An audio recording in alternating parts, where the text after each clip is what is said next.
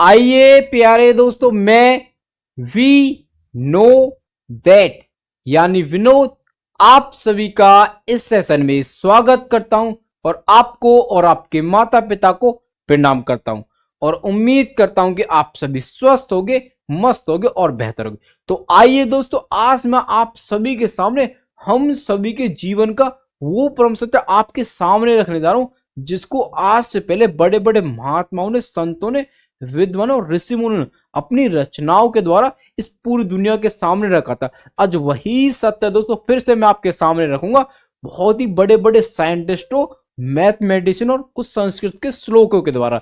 क्योंकि महात्मा गौतम बुद्ध जी ने कहा था कि 3 things cannot be hidden for long time, the sun, the moon and the truth. आज वही सत्य मैं आपके सामने रखूंगा जो दोस्तों अनंत वर्षों से इस पूरी दुनिया के सामने छुपा होता। आज वही सत्य मैं आपके सामने रखूंगा। देखो, जब भी हम परम सत्य की बात करते हैं तो हम हमेशा बात करते हैं ईश्वर के अस्तित्व की। और देखो, जब भी ईश्वर के अस्तित्व की बात होती है तो हमेशा कुछ थोड़े बहुत पढ़े लिखे लोग कहते हैं कि हम साइंस को मानते, ईश्वर को नहीं मानते। तो आज उन्हीं को समझाते हुए दोस्तों मैं पूरे विश्व को समझाना चाहता हूं दोस्तों कि साइंस और मैथमेटिक्स मिलकर ही उस ईश्वर के अस्तित्व को स्थापित करते हैं दोस्तों। अगर देखो ध्यान से देखें आप तो आपको ये बहुत गहरा ज्ञान दे दोस्तों ये पिक्चर भी, जो दोस्तों महात्मा गौतम बुद्ध जी द्वारा दोस्तों उस परम ज्ञान की यात्रा करते हुए दोस्तों उस परम ज्ञान को पाने का तक का रास्ता दिखा रही है दोस्तों।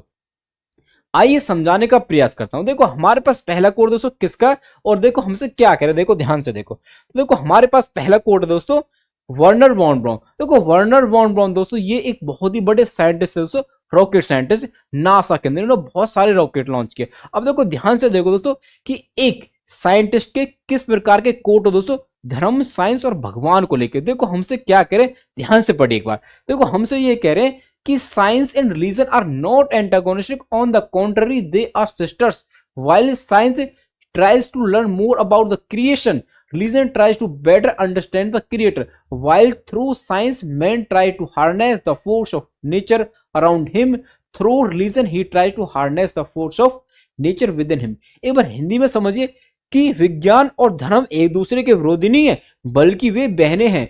जहां विज्ञान सृष्टि के बारे में और जानने का प्रयास करता, वहीं धर्म सृष्टिकर्ता को बेहतर ढंग से समझाने का प्रयास करता है।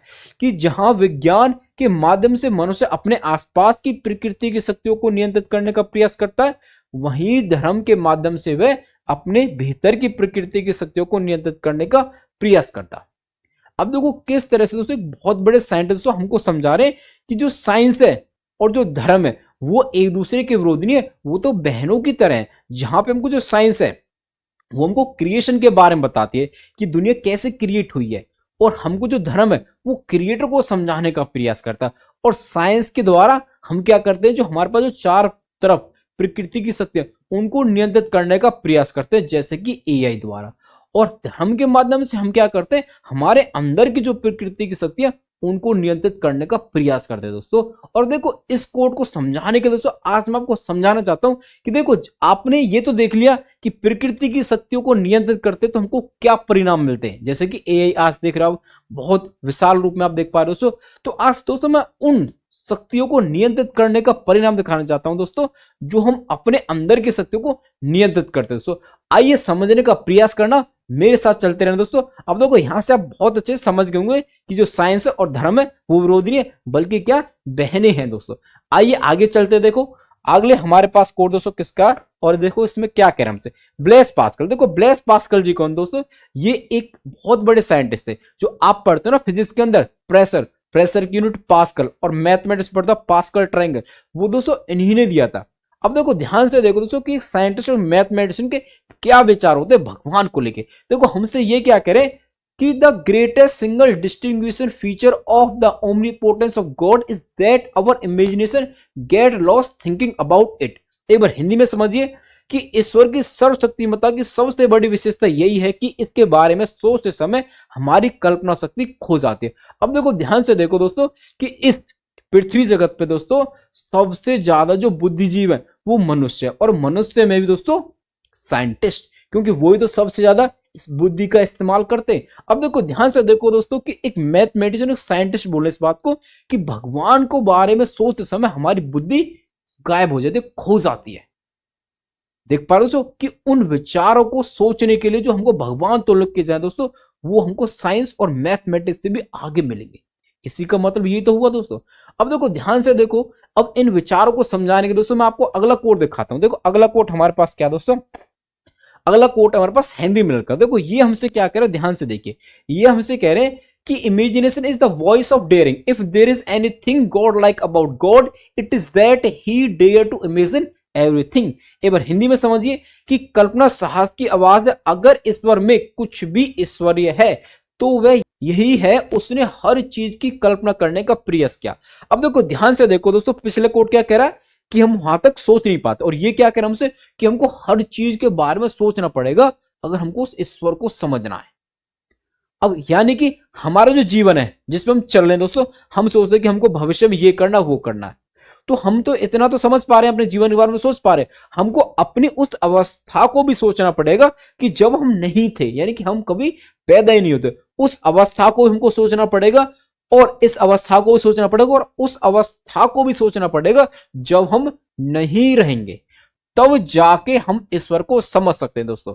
आज दोस्तों उन्हीं विचारों को मैं आपको समझाने का प्रयास करूं दोस्तों, और उन विचारों दोस्तों आपके अंदर भी ट्रांसफर करने का प्रयास करूंगा। देखो अब आ गया ये दोस्तों, देखो अगला देखिए भाई, हमारे पास किसका कोट है, अगला कोट हमारे पास रेने डेस्कार्ट। देखो रेने डेस्कार्ट दोस्तों कौन थे, रेने डेस्कार्ट दोस्तों बहुत बड़े मैथमेटिशियन जो आप पढ़ते हो ना मैथमेटिक्स के अंदर, X Y plane, Cartesian plane दोस्तों, वो इन्हीं ने दिया था।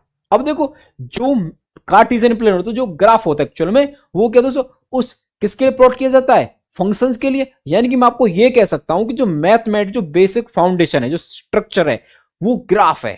उस ग्राफ पे दोस्तों फंक्शनों को प्लॉट करते, तब जाके हम किसी भी फंक्शन का नेचर डिफाइन कर पाते।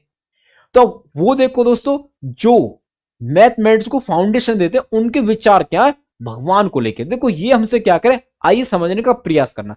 देखो ये हमसे कह रहे हैं कि by God I understand a substance which is infinite, independent, supremely intelligent, supremely powerful, and which created both myself and everything else that exists. All these attributes are such that the more carefully I concentrate on them, the less possible it seems that could have originated from me alone. So from what has been said, it must be concluded that God necessarily exists.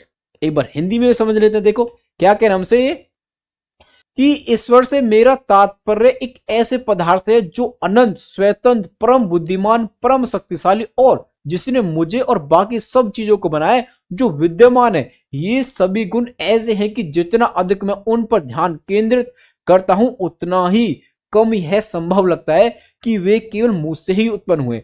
इसलिए जो कहा गया है उससे यह निष्कर्ष निकाला जाना चाहिए कि ईश्वर अनिवार्य रूप से विद्यमान है। अब देखो दोस्तों कितने बड़े मैथमेटिशियन इस बात को करें कि ईश्वर क्या है, सर्वशक्तिशाली यानी ओमनीपोटेंट है, और दोस्तों ईश्वर क्या ओमनीसिएंट यानी सबसे बुद्धिमान है, और क्या है ओमनी प्रेजेंट यानी कि हर जगह विद्यमान है। ये दोस्तों इतने बड़े मैथमेटिशियन इस बात को कह रहे हैं, तो कुछ तो बात रही होगी मैथमेटिक्स के अंदर जो उन्होंने देखी होगी दोस्तों। आइए आगे चल दोस्तों और अच्छे से समझते देखो। अब देखो अगला कोट हमारे पास किसका दोस्तों, देखो अगला कोट हमारे पास दोस्तों गैलीलियो। आप सभी ने इनका नाम सुना होगा, और शायद दोस्तों इनकी आपने बहुत सारी इन्वेंशन पढ़ी होंगी। अब देखो क्या आपने इस कोट को पढ़ा दोस्तों, देखो ये क्या कह रहे हैं हमसे, ध्यान से देखिए। ये हमसे कह रहे हैं कि mathematics is the language with which God has written the universe, यानी कि गणित वह भाषा है जिससे ईश्वर ने ब्रह्मांड की रचना करी है। यानी कि मैथमेटिक्स में कुछ ऐसा छुपा है जो ईश्वर के अस्तित्व को हमको बता सकता है। ये तो इसका मतलब हुआ है कि नहीं।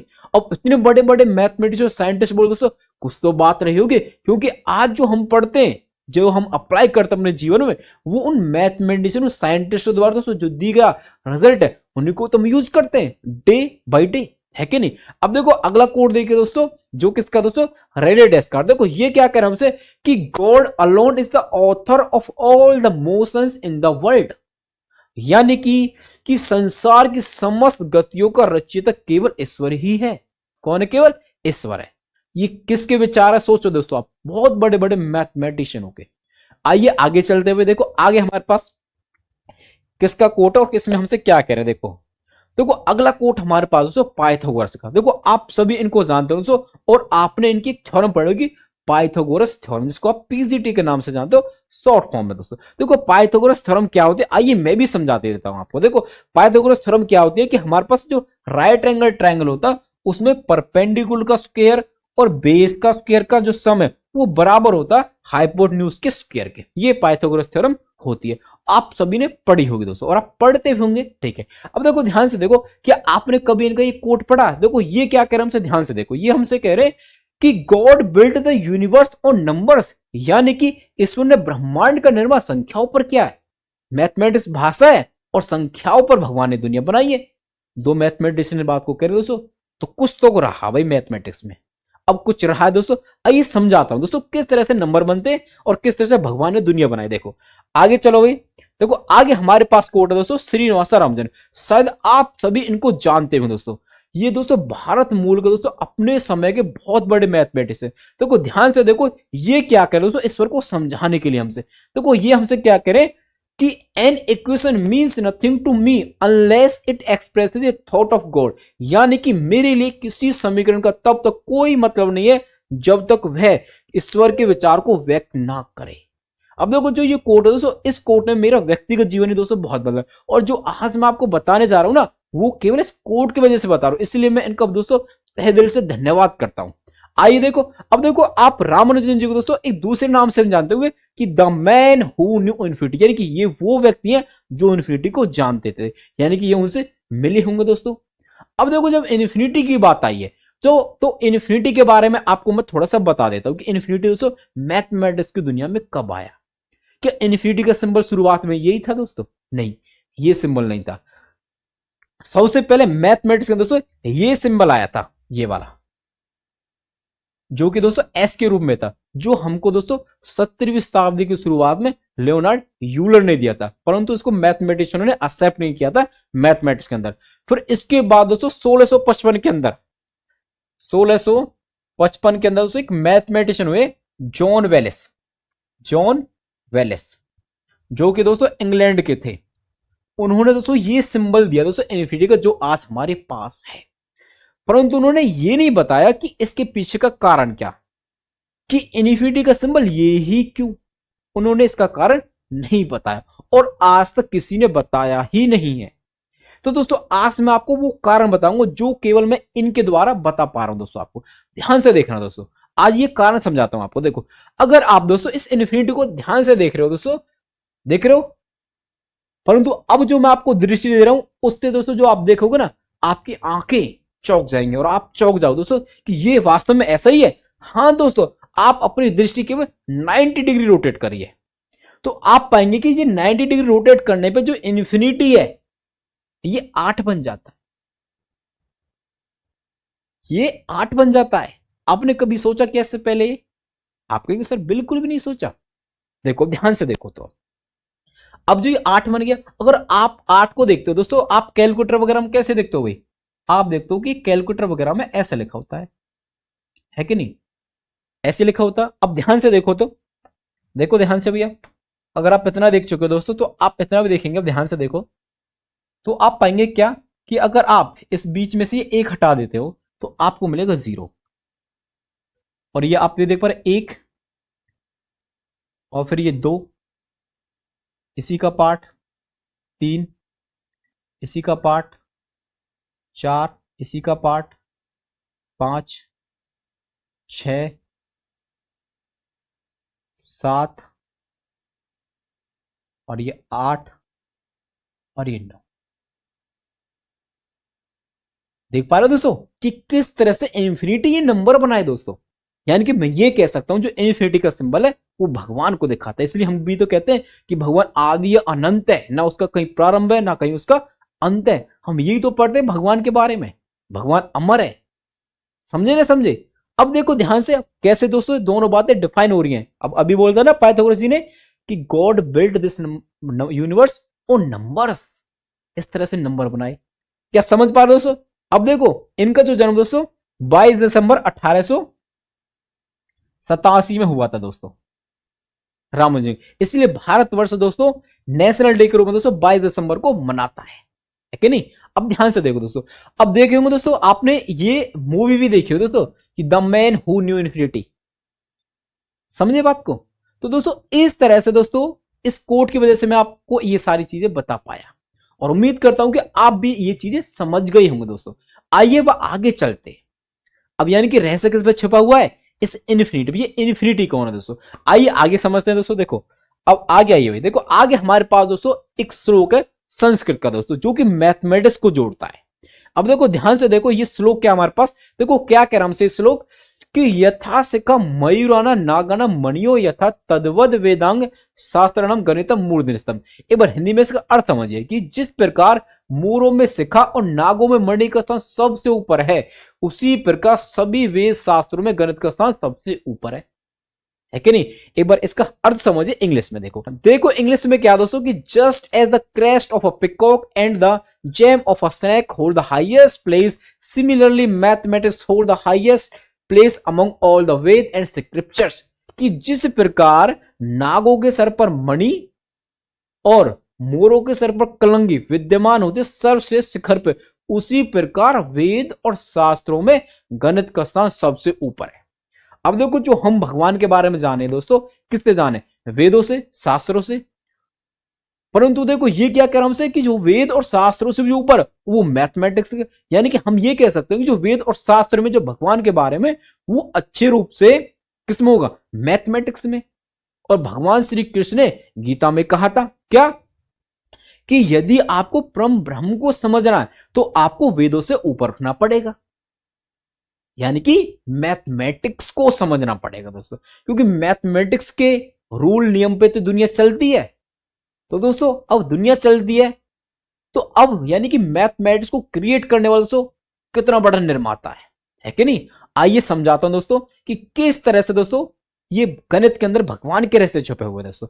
आइए आगे समझाने का प्रयास करता हूं। देखो अब आपको दोस्तों मैं ये कोट पढ़ाना चाहता हूं। देखो ध्यान से देखो, ये कोट किसका दोस्तों, हडसन टेलर। अब देखो ध्यान से देखो ये हमसे क्या कह रहे हैं, देखो ये हमसे कह रहे हैं कि God choose me because I was weak enough, God does not do his great work by large communities, he trains somebody to be quite enough and little enough and then he use him.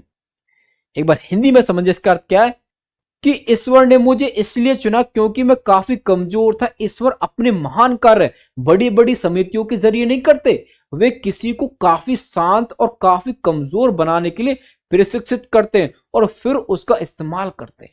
यानी कि यदि भगवान को अपना कोई बड़ा काम करवाना, बहुत बड़ा काम करवाना, तो वो बड़ी बड़ी समितियों से नहीं कराते, बड़े बड़े लोगों से नहीं कराते, करोड़पति अरबपतियों से नहीं कराते, न ज्यादा टैलेंटेडों से कराते। वो किससे कराते हैं, वो तो किसी को कमजोर करते हैं, उसको तैयार करते हैं, उसको पिघलाते हैं, फिर उसका इस्तेमाल करते हैं। इनका कभी इस्तेमाल किया था तो आज मेरा इस्तेमाल कर रहे हैं, क्योंकि मुझसे एक ज्यादा कमजोर कौन मिल सकता है। एक 5 फुट का लड़का गरीब परिवार से, दुबला पतला, इससे कमजोर कौन उनको मिल सकता था। इसलिए ईश्वर ने भी मुझको दोस्तों एक महान कार्य लेके चुना, जो आज मैं आपको दिखाने आ रहा हूं दोस्तों।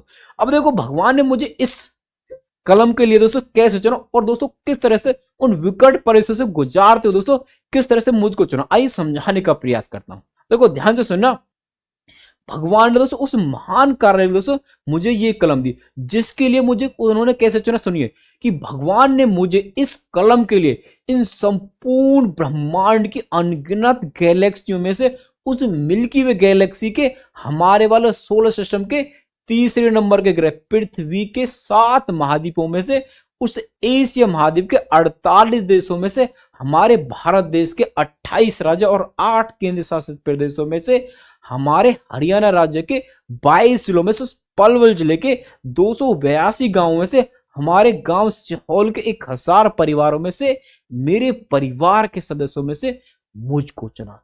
इस प्रकार भगवान ने मुझे उस आनंद से आके दोस्तों, जो ये कलम है ना, ये मेरे को दी दोस्तों उस महान कार्य के लिए।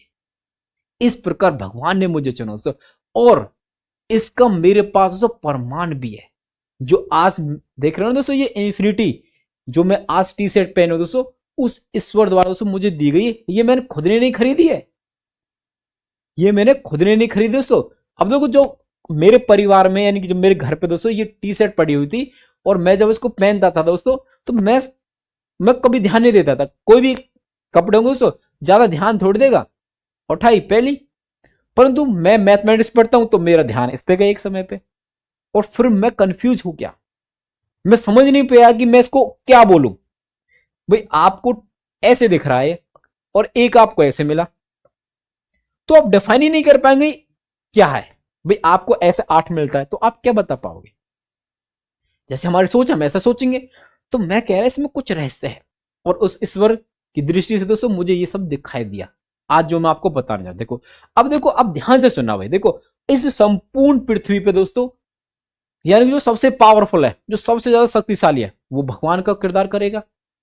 और अब तक हमने किसके बारे में सुना दोस्तों जो भगवान का किरदार कर सके। अब देखो हिंदू धर्म में यानी सनातन धर्म में दोस्तों हम कहते हैं कि भगवान श्री कृष्ण परम ब्रह्म के प्रतीक है, परम ब्रह्म के प्रतीक है। तो आज दोस्तों क्या वो वास्तव में भगवान के प्रतीक है या फिर हमारी और आपकी तरह एक साधारण पुरुष है? आइए समझाने का प्रयास करता हूं, ध्यान से देखना भाई। अब देखो जो आज मैं आपको बताने जा रहा हूं दोस्तों, ये शायद आपको दोस्तों आप अपने जीवन के पूरे समय बीत जाने के बाद भी आप शायद ना पहचान पाए और ना उसको समझ पाए दोस्तों। हो सकता है जो आज मैं आपको बताने जा रहा हूं। देखो ध्यान से देखो भैया, आइए मेरे साथ चलिए दोस्तों। अब देखो आगे आइए भाई। आइए दोस्तों अब मैं आपके सामने दोस्तों उस परम सत्य को समझाने के लिए दोस्तों भगवान श्री कृष्ण द्वारा दोस्तों गीता में दिए गए दोस्तों 2 श्लोक लेके आया है। देखो ध्यान से देखो भगवान श्री कृष्ण दोस्तों क्या कह रहे हमसे, आइए समझिए। देखो देखो 2 श्लोक दोस्तों, पहला श्लोक है 7वें अध्याय का 7वां और दूसरा श्लोक है 10वें अध्याय का 8वां। देखो पहले श्लोक में क्या कह रहे हमसे श्री कृष्ण कि मतम परतम निन्य किंचिदस्ति धनंजय मई सर्वमिद प्रोत सूत्र मणिगणा एव, यानी कि हे धनंजय मुझसे श्रेष्ठ कोई सत्य नहीं है। जिस प्रकार मोती धागे में गुथे रहते हैं उसी प्रकार सब कुछ मुझ पर ही आश्रित है। जैसे माला बनी होती है मोतियों से, उसी प्रकार हम भी उनमें गुथे हुए हैं। आइए दूसरे श्लोक पढ़ते हैं। देखो दूसरे श्लोक में क्या कह रहे हैं भगवान श्री कृष्ण हमसे कि अहम सर्वस्व परभु मतम सर्वे परते इति मतवा भजन्ते मां बुद्ध भाव समन्विता। एक बार हिंदी में इसका अर्थ समझिए कि भगवान कृष्ण कहते हैं कि मैं समस्त आध्यात्मिक और भौतिक जगत का मूल सब कुछ मुझसे ही उत्पन्न होता है। जो बुद्धिमान लोग या भली भांति जानते हैं वे मेरी भक्ति में लीन रहते हैं और पूरे मन से मेरी आराधना करते हैं। अब देखो मैं भी ये जानता हूं और मैं भी उनकी भक्ति में लीन रहता हूं। अब देखो ये क्या कर रहे हैं हमसे कि आध्यात्मिक और भौतिक जगत का दोनों का ही मूल कारण श्री भगवान है, यानी कि भगवान श्री कृष्ण है। अब ये बात आप देख तो पा रहे हो अच्छे से और आपने पढ़ी भी दोस्तों, और बहुत समय से गीता में लिखी हुई भी है कि नहीं। अब ध्यान से सुनो कि इस दोनों श्लोकों का क्या हमको कोई साइंटिफिक या कोई मैथमेटिकल कोई प्रूफ मिल सकता है दोस्तों? आज वही प्रूफ मैं आपको दूंगा। अब ध्यान से सुनना जो मैं आपको समझाने जा रहा हूं दोस्तों। अब देखो जो हम परम सत्य की बात करते दोस्तों, तो उस परम सत्य को खोजते खोजते दोस्तों हम बहुत आगे निकल जाते, और आगे निकल जाते दोस्तों तो हमको उस परम सत्य को जानने के लिए पीछे आना पड़ता है। पीछे आना यानी कि मैं आज आपको उस परम सत्य को समझाना चाहता हूं दोस्तों, तो मैं आपके सामने दोस्तों वो परिस्थिति समझाना चाहता हूं दोस्तों जब हम पैदा हुए थे, जब हम सबका प्रारंभ हुआ था इस धरती पे दोस्तों। आइए समझने का प्रयास करना। देखो जब हम इस धरती पे पैदा हुए दोस्तों, एक समय पे दोस्तों हम केवल और केवल एक बूंद के रूप में थे, एक बूंद के रूप में थे अपनी मां के गर्भ से भी पहले। अब देखो जिस प्रकार हमारी मां के गर्भ में विकास होता है, फिर उसके बाद हमारा जन्म होता है, और जब हम पैदा होते हैं तो उस समय जो हमारी एज होती है वो होती है 0, यानी कि हम बचपन में होते हैं और हमको कोई सुध नहीं होती। यानी कि हमको ये भी नहीं पता हमारा लिंग क्या, हमारी जाति क्या, हमारा धर्म क्या, और किस देश में हम पैदा हुए हैं, हमको कुछ नहीं पता होता जब हम 0 पे होते हैं। समझ इस बात को। और फिर हमारा विकास दोस्तों किस तरह से दोस्तों होता है, आइए समझाता हूं एक मैथमेटिकल तरीके से। ध्यान से समझना मेरे साथ दोस्तों। देखो देखो भाई, अब जैसे हम 0 पे हमको कुछ नहीं पता, जैसे हम 1 साल के हो जाते हैं तो हमको पता चल जाता है कि हमारे परिवार में हमारे पिता कौन, हमारी माता कौन है। ये पता चल जाता है छोटे बच्चे को 1 साल को होते होते। फिर जैसे वो 1 से 2 साल का होता है, उसको परिवार के और सदस्यों के बारे में पता चल जाता है। फिर 3 साल का होता है, वो पड़ोसियों को भी जानने लगता है। फिर उसके बाद उसकी स्कूलिंग स्टार्ट हो जाती है भाई, और स्कूलिंग के साथ साथ दोस्तों उसको पता चल जाता है कि मेरा लिंग क्या है, मेरी जाति क्या है, मेरा धर्म क्या है। उसको ये सब बातें पता चल जाती है, और वो किस देश में पैदा हुआ है, किस गांव में पैदा हुआ है, किस जिले में पैदा हुआ, उसको सब चीज का धीरे धीरे ज्ञान हो जाता है। जैसे वो 12वीं करता है दोस्तों, उसको समाज का सब चीज का ज्ञान हो जाता है दोस्तों। अब सुनो ध्यान से, जैसे वो इतना बड़ा हो गया, 12वीं पास कर ली, फिर वो तो उसके बाद ग्रेजुएशन वगैरह करता, और जैसे ग्रेजुएशन वगैरह कंप्लीट करता, फिर उसके बाद कुछ समय के बाद उसके सामने एक पारिवारिक जीवन आता है। और वो पारिवारिक जीवन में आते हुए दोस्तों किस तरह से पूरी दुनिया को देखता है दोस्तों, आइए समझाने का प्रयास करता हूं इस नंबर लाइन के द्वारा। अब देखो जैसे कि 12 आगे क्या है, 100, 200, 300, इसी तरह दोस्तों इस नंबर लाइन पे क्या है भाई, 1000, 2000, यानी कि एक ऐसा ग्रुप आएगा जहां पे लोग, यहाँ पे हजारों हैं, मतलब कि जहां पे लोग हजारों कमाते हैं। यानी कि मैं यहाँ पे वो ग्रुप बना रहा हूं दोस्तों जहां पे लोग हजारों कमाते हैं, और जो उनसे ज्यादा खुश हैं जो कुछ नहीं कमाते। इस तरह से एक व्यक्ति इस नंबर लाइन दोस्तों इस पूरी दुनिया को देखता है। और फिर उसके बाद वो देखता है कि एक तो और भी तो ग्रुप है यहाँ पे जहां पे लोग लाखों कमाते हैं, जहां पे लोग लाखों कमाते हैं। और वो देखता है कि एक ऐसे तो एक और आगे भी ग्रुप है जहां पे लोग करोड़ों कमाते हैं, जो कि उनसे ज्यादा खुश है जो लाखों कमाते हैं। इस तरह से व्यक्ति इस नंबर लाइन को दोस्तों देखता है। अब ध्यान से देखना, क्या मैं कुछ झूठ बोल रहा हूं या मैं कुछ कल्पनाओं में वो खो रहा हूं? तो आप कहेंगे बिल्कुल भी नहीं, क्योंकि आज यदि आप प्रेजेंट सिचुएशन को देखें तो आप कहेंगे कि हाँ वास्तव में ऐसे यहाँ पे कुछ लोग हैं जो हजारों कमाते हैं, कुछ लोग हैं जो लाखों कमाते हैं, और कुछ लोग ऐसे हैं जो करोड़ों कमाते हैं। ये बात बिल्कुल सत्य है, इसमें 1% भी झूठ नहीं है कि नहीं? अब हम देखते हैं कि हम जितना पैसा कमाते हैं हम इतनी खुश जाते हैं, हम इतना ऐसा सोचते हैं।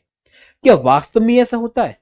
और क्या ऐसा वास्तव में अगर ऐसा है तो आपने कुछ सुना होगा दोस्तों कि बहुत बड़े बड़े करोड़पति लोग हैं, उन्होंने फांसी लगा ली, उनको बहुत बड़ी बड़ी बीमारियां हैं।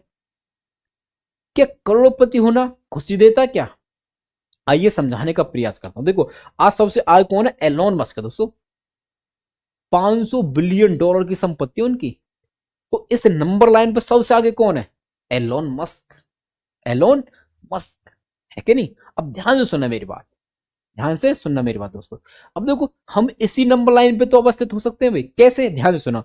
देखो हम सभी की जो जनसंख्या दोस्तों मनुष्य प्रजाति की, वो फाइनाइट है, और इस नंबर लाइन पे जो पॉइंट्स है वो इनफाइनाइट है। तो इनफाइनाइट में फाइनाइट बहुत आसानी से जाएगा, तो हम इस नंबर लाइन दोस्तों बहुत आसानी से व्यवस्थित हो सकते हैं, इनकम के आधार पे भी, एज के आधार पे भी, दोनों तरीके से हम इस नंबर लाइन पे आ सकते हैं। तो ठीक है भाई, समझो ध्यान से इतना। अब देखो तो इस पूरी नंबर लाइन पे आगे दोस्तों ध्यान से देखो भाई, अब हम आगे बढ़ते जा रहे हैं। अब एलोन मस्क दोस्तों बहुत पैसा कमाने का सोच रहे हैं दोस्तों, अभी तो 500 बिलियन, वो तो 1000 चाह रहा है, उससे भी आगे बढ़ना चाह रहा है। और वास्तव में हमको कहां पे जाके खुशी मिलेगी, कितना पैसा हमको गोल करना पड़ेगा उस खुशी को पाने के लिए, जहां पे मुक्त हो जाए, जहां पे हमारी कोई इच्छा ही ना हो। ऐसा कितना पैसा कमाना हमको, सोचो एक बार। आइए समझाता हूं कितना पैसा कमाना। देखो अब उसी को समझाते हुए दोस्तों मैं आपके सामने भगवान गौतम बुद्ध जी का उदाहरण लेना चाहता हूं। देखो एक समय पे भगवान गौतम बुद्ध जी यानी कि सिद्धार्थ के रूप में, वो भी तो अपने परिवार के अंदर थे, वो भी तो एक राजा के बेटे थे ना भाई। तो उनके अंदर भी कुछ खुशी थी, कभी दुख कभी खुश, परंतु उनके पास वो शांति नहीं थी, परम शांति नहीं थी, और उनको ये नहीं पता इन दुखों का कारण क्या है, उनको ये नहीं पता। वो परम शांति को खोजना चाह, वो अविनाशी को खोजना चाह रहे थे। तो वो उस परम सत्य को खोजने के लिए अपने घर का त्याग करते, नहीं करोड़ों की धन संपत्ति को ठुकरा देते, और उस परम सत्य को खोजने निकल जाते हैं। उस परम सत्य को खोजने निकल जाते 29 वर्ष की अवस्था में। उसके बाद वो 5-6 वर्ष कठिन परिश्रम करते हैं, और उन मार्गों पे चलते हैं जहां पे उनके गुरु उनको बताते हैं कि इस तरह चलो आप। और एक समय ऐसा आता है, ऐसे मार्ग पे वो आके अटक जाते हैं जहां पे उनके गुरुओं को भी नहीं पता। अब वहां पे उनका कौन साथी बने, वहां पे उनका कौन साथी बने। जैसे कि देखो भाई, यहां तक चल गए, यहां तक तो उनको गुरु के रास्ता बता दिया। अब यहां से आगे कहां जाए, हमारे मास्टर जी पढ़ाते हैं ना हमको 1 2 3 4 और आगे तक ऐसे लिख दे, डॉट डॉट कर देते, एक समय पे रास्ता खत्म हो जाता है। अब यहां से आगे कौन रास्ता दिखाए। यहां तो गौतम बुद्ध जी यानी सिद्धार्थ जी अकेले हो गए ना, इस संसार से अलग हो गए, पूरे संसार से अलग हो गए। और यही हमारी एक तरीके से सांस ही तो है हमारी, ये सांसों की मालाएं तो चल रही हमारी है, जो मोती के रूप में। तो एक समय पे यहां पे व्यक्ति आ जाता है, और यहां पे व्यक्ति आ जाता है तो यहां पे एक समय पे फिर उसकी सांस टूट जाती है। और सांस टूट गई यानी कि मेरा शरीर मिला आपको। फिर हमारे शरीर की अगर सांस टूट जाती है, यानी मेरी सांस टूट जाती है, तो उसका मतलब क्या कि मेरा शरीर मृत है। तो उन्होंने उस अवस्था को वो महसूस किया जहां पे लोगों की सांस टूटती है, जहां पे लोग मृत्यु को प्राप्त होते हैं, उनको दुख, हर दुख का कारण मिला। उस परम ज्ञान को उन्होंने पाया, उस परम शक्ति को पाया। अब सोचो दोस्तों, हमको कितना चलना पड़ेगा उस परम ज्ञान को पाने के लिए। भगवान गौतम बुद्ध जी दोस्तों 5-6 वर्ष चले, 6-7 वर्ष, 35 वर्ष की अवस्था में दोस्तों उनको यहां परम ज्ञान मिला यहां पे। अब देखो, सोचो, ध्यान से सोचो एक बार कि हम किस तरफ जा रहे हैं, पूरा संसार किस तरफ जा रहा है, किस तरफ जा रहा है, इसकी तरफ ही तो जा रहे, इस तरफ भगते जा रहे हैं। और आपने पढ़ा होगा मैथमेटिक्स के अंदर दोस्तों आगे चल के ये एक सिंबल आता है इन्फिनिटी का, यानी कि मैं आपको ये कह सकता हूं कि हम सब इसकी तरफ जा रहे हैं। और सबसे बड़ी हमारा दुविधा क्या है कि हम वहां पहुंच नहीं सकते। यदि आप 1 लाइट ईयर पर सेकंड की स्पीड से भी उसकी तरफ जाना चाहें, हजारों लाखों सालों तक भी भागना चाहें, तो भी आप वहां नहीं पहुंच सकते। यही तो इन्फिनिटी की डेफिनेशन है कि नहीं। आप वहां नहीं पहुंच सकते, यानी कि पाना भी इसी को चाह रहे हैं और हम उसको पा भी नहीं सकते। ये साइंस भी हमसे कह रही है और मैथमेटिक्स भी हमसे ये बात कह रही है, हम उसको नहीं पा सकते। परंतु फिर भी सिद्धार्थ जी ने पाया। अब वो कैसे पाया, वो तो उनके जो कर्म थे, जो उन्होंने मार्ग चुने थे, जो कठिन तपस्या करी थी, वो तो उसके परिणाम, उसके रिजल्ट के बाद उसको जान पाए। अब ध्यान से सुनो ना, अब वो अध्यात्म का विषय, वहां तक पहुंचना अध्यात्म का विषय है, साइंस का विषय नहीं है। साइंस की इतनी औकात है ही नहीं वहां पहुंच सके, क्योंकि जो साइंस का जो स्केल है, लाइट ईयर या पारसेक, वो तो बहुत छोटा है, उसको मापने के लिए, वहां तक पहुंचने के लिए बहुत छोटा है। साइंस की औकात नहीं है वहां तक पहुंचना, परंतु अध्यात्म की औकात नहीं, अध्यात्म की अचीवमेंट ही वो है। समझाता हूं, ध्यान से सुनना। जैसे यहां पे भगवान गौतम बुद्ध सिद्धार्थ के रूप में यहां पे आए, तो उनके पास ये आए, यहां से ये गए, वहां से वो आए, यहां पे उनकी मुलाकात हुई, फिर उनको दोस्तों वो परम सत्य मिला सिद्धार्थ जी को, और वो जाग गए, वो जाग गए। इस संपूर्ण संसार में जितने भी लोग थे उस समय में, वो जाग गए। उनको हर चीज पता चलेगी, हर दुख का कारण पता चल गया, हर चीज उनको पता चलेगी, इस पूरी दुनिया का सत्य पता चलेगा। जैसे कि समझाने का प्रयास करता हूं कि जिस तरह देखो, जैसे कि जो इन्फिनिटी है, ये क्या भाई, सोता हुआ 8 ही तो है, ये 8, और इससे ये सारे नंबर बनते हैं, 0 1 2 3 4 5 6 7 8 और ये 9। तो ये सत्य पता चल गया भाई, इससे इन्फिनिटी से ये सब चीज पता चल गई। अब सोचो दोस्तों, अब वो तो जाग गए। अब कोई जाग जाता, उस परम सत्य को पा लेता, तो उसका कर्तव्य बनता, उसकी ड्यूटी बनती है कि वो पूरे संसार को जगाए। इसलिए सिद्धार्थ जी भगवान गौतम बुद्ध जी बन के इस संसार में दोबारा आते हैं और लोगों को जगाने का प्रयास करते हैं, लोगों का जगाने का प्रयास करते हैं अपनी योग्यताओं के आधार पे। और उन्होंने इस संसार में उस समय के असंख्य लोगों को जगाया भी और मुक्ति का रास्ता दिखाया भी। परंतु यह संसार एक बार फिर दोबारा अज्ञानता में ढक चुका है, फिर दोबारा इस अज्ञानता में ढक चुका, और आपको फिर जागना होगा। और अब की बार जाग जाओगे तो फिर सो नहीं पाओगे, ध्यान से सुनना भाई। तो भगवान गौतम बुद्ध जी ने यहाँ जगाया, असंख्य लोगों को जगाया, फिर उनसे द्वारा अलग अलग शाखाएं निकल गई, और भटक गए लोग, फिर से भटक गए, फिर से भटक गए।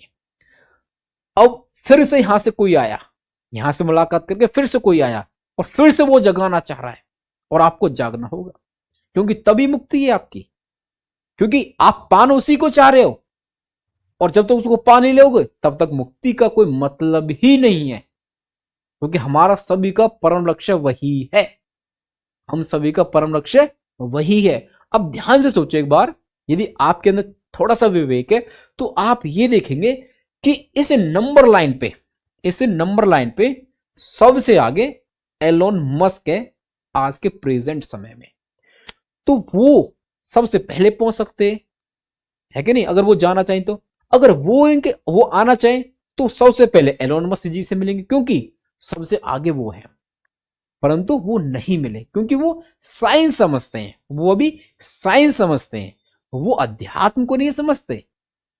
अब जितने भी साधु संत होते हैं, जितने भी सन्यासी होते हैं, सत्संगी होते हैं, संत होते हैं, उन सबका कनेक्शन उनसे है, उनकी मुलाकात यहां होती है डायरेक्ट, उनकी मुलाकात उससे जस्ट पीछे होती है, यहां मुलाकात होती है। अब सोचो, धनी एलोन मस्क है या फिर संत लोग हैं?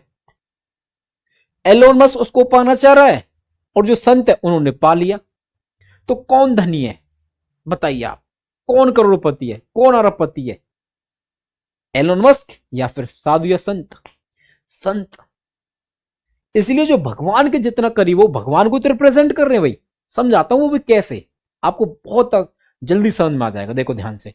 तो वो यहां पे साधु संत का जो अस्तित्व को, जितने भी साधु संत है ना, उन सब का संबंध यहां, जितने भी आध्यात्मिक लोग हैं उन सब का संबंध यहां से है, और जितने भी सांसारिक लोग, जितने भी साइंस के लोग हैं, उनका संबंध केवल यहां तक है, 500 बिलियन तक है केवल। और जो अध्यात्म के लोग हैं उनका तो अनंत से नाता, सीधा अनंत से, जहां पे साइंस की कभी औकात हो ही नहीं सकती कि वो वहां पहुंच जाए, क्योंकि उसके द्वारा जो बनाया गया जो स्केल है ना, लाइट ईयर या पार्सेक, बहुत छोटा है बाबूजी। उस अनंत को कैसे नाप लोगे आप? कोई रास्ता नहीं है, नहीं नाप सकते आप। अब ध्यान से सुनो, अब मैंने दो श्लोक का भी आपको बताया कि भगवान श्री कृष्ण मूल है। अब ध्यान से सुनना भाई, ध्यान से सुनना। अब एक चीज जो मैं आपको बताने जा रहा हूं, देखो ध्यान से सुनो। अब हमारे जब प्रारंभ की बात आई है, हमारे प्रारंभ की बात आई है, तो ध्यान से सुनिए। जब हम एक चाइल्ड के रूप में पैदा होते हैं, जब हम एक चाइल्ड के रूप में पैदा होते हैं, तो जब हम पैदा होते हैं, तो अगर आप एक परिवार के द्वारा आपको समझाने का प्रयास करता हूं, जैसे मान चलिए किसी परिवार में 5 भाई हैं, और उसमें एक लड़का 4 नंबर पे पैदा हुआ, तो उसकी नंबर क्या हुई? 4। क्या दोस्तों? 4। अगर आप इस संपूर्ण विश्व को एक परिवार माने, यानी कि वसुधैव कुटुंबकम को यदि आप समझना चाहते हैं, तो इस पूरे संसार को एक परिवार समझिए। तो उस परिवार में ये बच्चा पैदा हुआ, ये बच्चा पैदा हुआ, तो उस परिवार में इस बच्चे की क्या नंबरिंग है जब वो पैदा हुआ? क्या आप बता सकते हो? क्योंकि हर एक सेकंड पे बहुत सारे बच्चे पैदा होते हैं, तो आप कहेंगे सर हम नंबरिंग नहीं बता सकते, हम नंबरिंग नहीं बता सकते, क्योंकि इस पूरा ही संसार यदि परिवार बन जाता है, उस परिवार में कौन आ रहा है हम नहीं बता सकते, क्योंकि हर सेकंड पे हजारों बच्चे जन्म लेते हैं, हम नहीं बता पाएंगे। तो कहीं ना कहीं मैं ये नहीं कह सकता कि जो नंबरिंग यहां पे बताना चाह रहे हम वो बता नहीं पा रहे, यानी कि डिफाइन नहीं कर पा रहे। और डिफाइन नहीं कर पा रहे, सिंपल सी बात, वो क्या? अनडिफाइन है। और अनडिफाइन यानी कि ये इन्फिनिटी का सिंबल। क्या दोस्तों? इन्फिनिटी का सिंबल, इसी को तो अनडिफाइन के रूप में पढ़ते हैं भाई हम। तो ये इन्फिनिटी यानी कि अनडिफाइन, यानी कि हम सभी का जन्म भी दोस्तों इस स्लीपिंग एड के रूप में हुआ, इस स्लीपिंग एड के रूप में हुआ। अब देखो, हम सभी का जन्म ऐसा हुआ, और हम सभी का अंत भी यहां होना है, हम सभी का अंत भी यही होना है। सोचो एक बार, जैसे एक बूढ़ा व्यक्ति होता है ना, यहाँ के बाद जो, जैसे आपके दादा परदादा जो गुजर गए दोस्तों, हमारे भी आपके भी, वो यहां से मृत्यु को प्राप्त होगा, वो सीधा परम धाम गए। वो परम धाम में बताऊंगा आपको कैसे। तो हमारे दादा परदादा जितने भी आज के यहाँ मृत्यु को प्राप्त हुए, और हम भी कभी होंगे, तो हम वहीं जाएंगे। समझाता हूं कैसे। अब ध्यान से सुनो भाई, और ध्यान से देखो कि जो ये इन्फिनिटी है, and this is nothing but this is sleeping 8। और भगवान श्री कृष्ण के बारे में भी आपने कुछ ऐसा सुना होगा 8 के द्वारा। हाँ, याद दिलाना चाहता हूं आपको, आपने सुना होगा कि जब भगवान श्री कृष्ण का जन्म हुआ था उससे पहले एक भविष्यवाणी हुई कि कंस को देवकी का 8वां पुत्र मारेगा। याद है कुछ? आप बहुत महाभारत आपने देखी होगी, बहुत कृष्ण लीला आपने देखी होंगी। क्या आपने ये बात कभी सुनी है? आपने कब बिल्कुल सुनी है। क्या उसका संबंध देखा है? तो ये वही तो देवकी का 8वां पुत्र है। ये वही देवकी का 8वां पुत्र है। ये उसी देवकी के 8वें पुत्र को रिप्रेजेंट करता है। और समझाता हूं अच्छे से, अभी समझाता हूं। देखो, हम सभी का जन्म ऐसे हुआ और हम सभी का अंत भी ऐसे होगा। यानी कि देखो, अब ध्यान से सुनना, जब हम पैदा हुए, जैसे कोई चाइल्ड पैदा हुआ, कोई चाइल्ड पैदा हुआ, तो उस चाइल्ड का उस ही पॉइंट ऑफ टाइम पे क्या उसका नाम रख जाता है? नहीं रखा जाता। 5-6 दिन के बाद रखा जाता है, या नामकरण के दिन वाले दिन रखा जाता है। यानी कि हमारे नाम से पहले हमारे अंदर ये आ जाते हैं, हमारे अंदर आ जाते हैं। हम कहते हैं ना कि हमारे अंदर भगवान का वास है, हमारे अंदर भगवान है, हम भगवान के अंश है। कैसे हम भगवान के अंश? हमारे अंदर है कौन? यानी हमारे अस्तित्व से भी पहले, इस विनोद के अस्तित्व से भी पहले और आपके अस्तित्व से भी पहले ये हमारे अंदर आ जाते हैं, हमारे अंदर आ जाते हैं। इसलिए विनोद के ऊपर तो एक नाम डाल दिया और आपके ऊपर एक नाम डाल दिया, और हम आप उस नाम को लेके डोल रहे, उस नाम कमाने को डोल रहे, और हमारा जो अस्तित्व है वो उनसे है। इस तरह से हमारे अंदर भगवान आते हमारे जन्म से भी पहले। इस विनोद नाम मिलने से पहले, शरीर को विनोद जो नाम मिला था उससे पहले तो उसके अंदर यही तो थे, और आपके अंदर भी तो वही थे। समझ पा रहे हो? क्या उस परिस्थिति को महसूस कर पा रहे हो? ध्यान से सुनो मेरी बात। हमारे अंदर वो आ गए और हमारे अंदर से वो जाएंगे भी, क्योंकि जो आया है वो जाएगा भी। परंतु बिना जागे चला जाए, जीवन का कोई फिर आनंद नहीं है। समझाता हूं, देखो, आपने दिनकर जी की कविता सुनी होगी जिसमें वो कहते हैं कृष्ण जी के बारे में कि सब जन्म मुझी से पाते हैं और लौट मुझी में आते हैं। देख पा रहे हो? वो जन्म भी हमारा उनके रूप में हो रहा और हमारा अंत भी उनके रूप में होगा। इस वजह से दोस्तों ये दोनों श्लोक पूरी तरह से डिफाइन होते हैं, क्योंकि जितने भी नंबर हैं दोस्तों मोती की तरह है कि नहीं, उसमें गुथे हुए, क्योंकि हम क्या एक नंबर ही तो हैं। बातों को समझ पा रहे हो शायद आप? आध्यात्मिक चीज सब समझ गए, अध्यात्म को किस तरह से वो हम सभी के मूल है। वो देवकी के 8वें पुत्र को रिप्रेजेंट कर रहा। आप समझ गए इन्फिनिटी का यही कारण क्यों था। उन्होंने नहीं बताया और कोई विदेशी इसको बता भी नहीं सकता, क्योंकि ये भारत का गर्व है, भारत का गौरव है, इसलिए भारतवासी ही बता सकता आपको। अब ध्यान से सुनो दोस्तों, जो आज मैं और आपके सामने रहस्य खोलने जा रहा हूं दोस्तों, वो हमारे देश को भी दोस्तों चरम, यानी बोल दो ऊपर शिखर पे लेके जाएंगे दोस्तों। किस तरह से समझाने का प्रयास करता हूं, अब ध्यान से देखो। आप इतना समझ गए दोस्तों कि हम इन्फिनिटी से लेके इन्फिनिटी तक के बीच में ही है कि नहीं, और हम इससे आगे निकल भी नहीं सकते। किसी औकात नहीं यहां से बाहर निकल जाए, क्योंकि भगवान ने खेल ही ऐसा रच रखा है। पाओगे भी उसी को और पा भी नहीं पाओगे। सबसे बड़ी समस्या है हमारी ये। ध्यान से सुनो। अब ध्यान से देखो भाई, आपने नंबर लाइन को देख लिया। अब आपने ये चेहरा, ये विराट रूप और देखा होगा। जब महाभारत हुई थी तो भगवान श्री कृष्ण ने अर्जुन जी को ये विराट रूप दिखाया था, और इस विराट रूप में आज के जो संत लोग हैं वो इस पिक्चर को देखते हैं कि भगवान के ऐसे अनंत चेहरे हैं। अब मैं आपको समझाना चाहता हूं कि जितने जो अनंत चेहरे हैं, क्या इन अनंत चेहरों में भी हमारा चेहरा भी आता है क्या? जैसे इस नंबर लाइन पे हम आते हैं, क्या इन अनंत चेहरों में भी हमारा चेहरा आता है? हाँ दोस्तों, आपका चेहरा आता है। अब सोचो, ये तो इनफाइनाइट है, यहां तो अनंत चेहरे हैं। अनंत चेहरे के जो सबसे ज्यादा पावरफुल है वो बीच में, और जो कमजोर है वो पीछे है।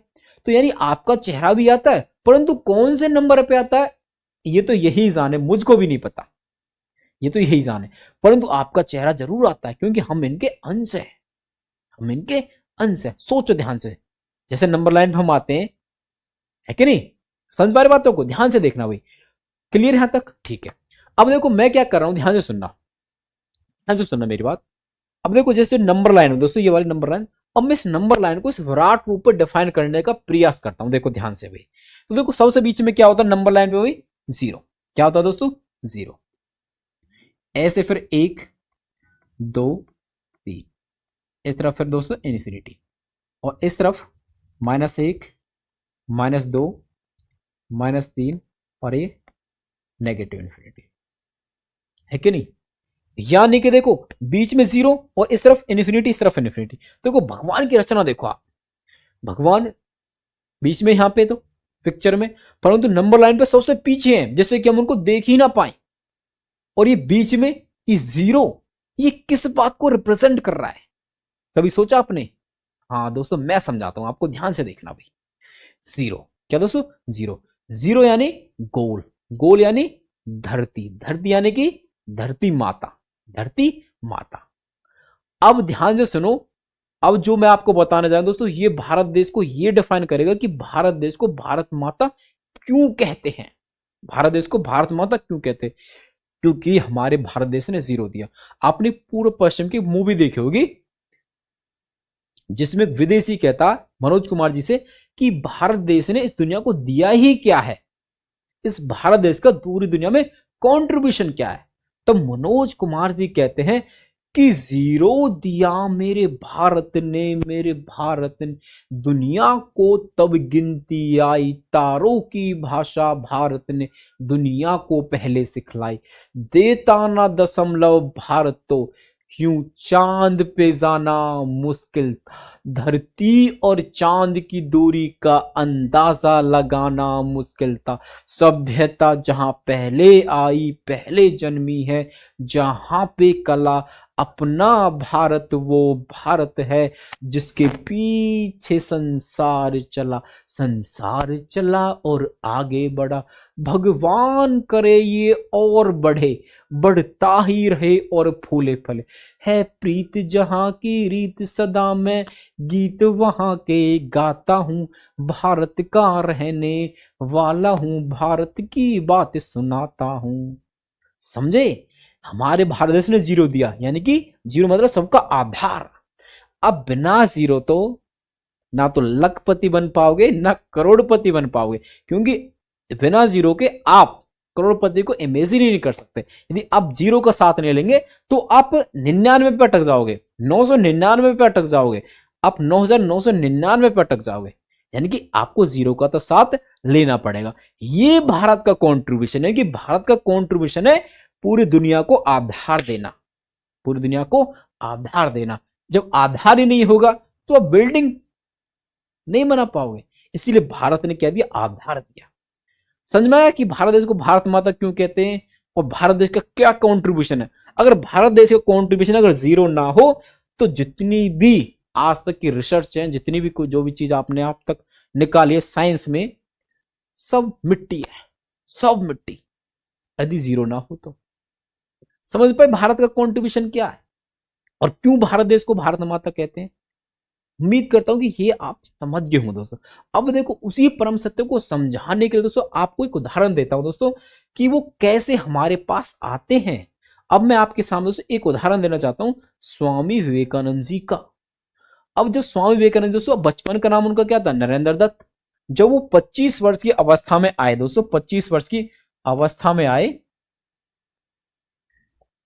25 वर्ष की अवस्था में जब वो आए दोस्तों, इसी नंबर लाइन में कहीं आगे 25 आएगा भाई, तो 25 वर्ष की अवस्था में आए तो तब उनको गुरु मिले, तो उनके स्वामी परमहंस रामकृष्ण परमहंस। ध्यान से सुनना भाई मेरी बात।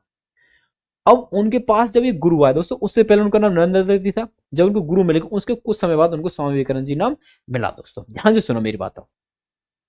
अब देखो भगवान का कोई रूप तो है नहीं, आदि अनंत है ना, वो तो वही, वो तो आदि अनंत है दोस्तों, उनका तो कोई रूप नहीं है, तो वो तो किसी रूप में किसी के पास आ सकते हैं। तो वो स्वामी विवेकानंद जी के पास वो स्वामी रामकृष्ण परमहंस के रूप में उनके पास आए। ये बात शायद स्वामी रामकृष्ण परमहंस को भी नहीं पता हो, ना स्वामी विवेकानंद जी को पता, परंतु सत्य यही है यदि आप ध्यान से समझेंगे। तो स्वामी विवेकानंद जी के पास दोस्तों रामकृष्ण परमहंस के रूप में ये भगवान श्री कृष्ण की वो परम आनंद दोस्तों, परम शक्ति दोस्तों आई 25 वर्ष की अवस्था में, और वो भी उनको भी जगाया और उनको वो लक्ष्य बताया। और आपने स्वामी विवेकानंद जी का दोस्तों एक नारा सुना होगा, बहुत 2 लाइन लिखी दोस्तों कि बहुत इंपॉर्टेंट। उन्होंने क्या कहा था कि उठो जागो और तब तक मत रुको जब तक लक्ष्य की प्राप्ति ना हो जाए। और लक्ष्य की प्राप्ति क्या दोस्तों? उस आदि अनंत को पाना, उसको जगाना।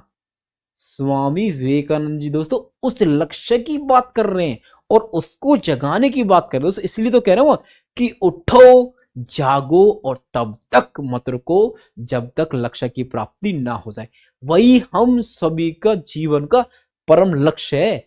करोड़पति अरबपति बनना हमारा लक्ष्य नहीं है। हाँ बनो, मैं मना नहीं कर रहा, मैं ये नहीं कह रहा कि पैसा कमाना गलत है, नहीं, पर मैं तो उस परम आनंद, उस परम शक्ति, उस आदि आनंद को पाने की भी आपसे कह रहा हूं।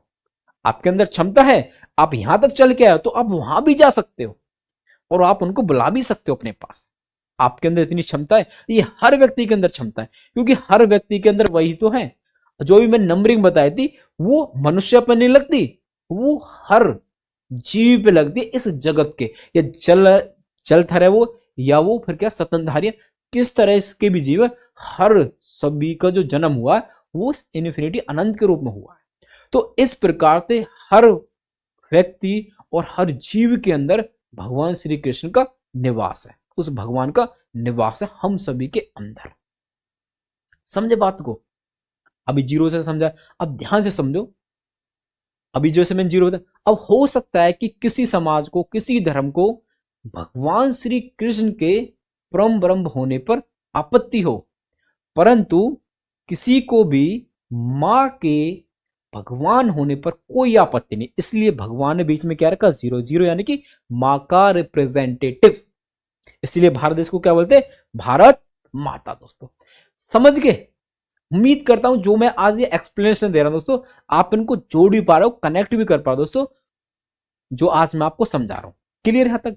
अब हो सकता है कि ये अभी भी कुछ लोगों को समझ में नहीं आ रहा होगा।